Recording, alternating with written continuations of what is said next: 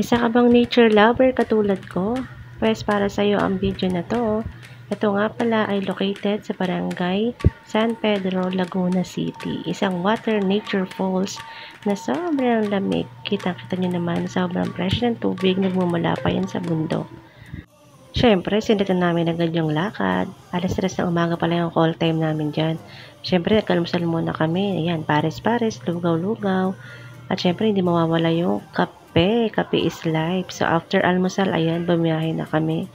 Madilim-dilim pa nga nung binabayahe namin yan. Siguro, mga past 4 lang yan. Estimated arrival namin, siguro mga 2 to 3 hours from Metro Manila. Syempre, gas up muna, ihi break, unat-unat, and then biyahe uli. Syempre, konting tanaw-tanaw sa nature. Yan naman yung number 1 talaga nating hinahabol. So, tuloy-tuloy lang yung takbo. Ini-enjoy ko lang yung moment dyan. Ang sarap-sarap amoy na simoy ng hangin. Ang lamig-lamig. Ang ganda-ganda ng view, nakaka-relax. Then finally, dito na nga tayo sa Bato Spring.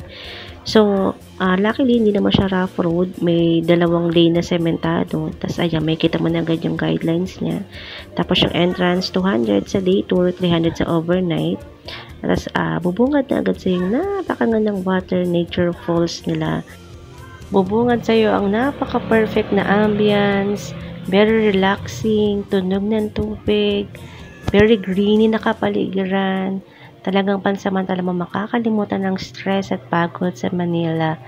Wow, as you can see, diba? Gumawa sila dyan ng parang falls talaga. Tapos, ayan, napakadaming set ng pools, napakalinaw ng tubig.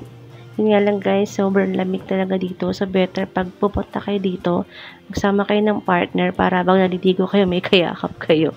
Char. At isa pa sa akin natutuwa ko dito guys, para sa mga katulad ko hindi marunong lumangoy, 5 feet lang po yata ang pinakamalalim dito if I'm not mistaken. Bali Sunday pala yan guys, weekends yan, pero kita nyo naman sa sobrang dami ng pool, halos hindi naman ramdam yung dami ng tao.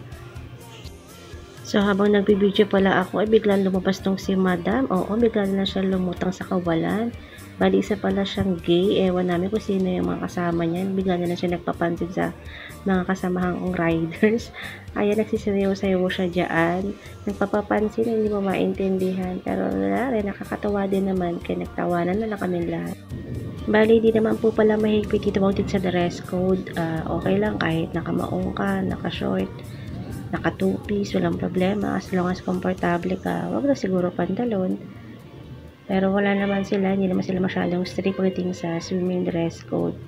Ingat-ingat lang din sa mahilig mag-dive kasi hindi naman ganun kalalim. Ika nga, sabi ko nga sa inyo, nasa 5 feet lang halos. Isa pa sa akin natutuwa ko dito sa may Bato Spring ay hindi nga siya ganun kalumot. Wala rin masyadong dumi, hindi masyadong dahon. Malinis yung tubig actually guys compared sa mga napupuntahan namin mga nature spring. Wala rin mga lumulutang na hayop na nakakatakot, yung mga linta, walang ganun guys. Sobrang recommended ng place na to. Pagdating naman sa cottage guys, pag maramihan kayo, meron 2.5 to 1.5, pag table 500. Yan yung sample ng table. So andyan, yan lang po. We're just enjoying the moment, picture. Puntahan nyo na guys, hindi kayo magsisisi. Malapit lang naman sa Metro Manila. So that's it for today's video. Maraming salamat sa Experience Laguna. Bye-bye!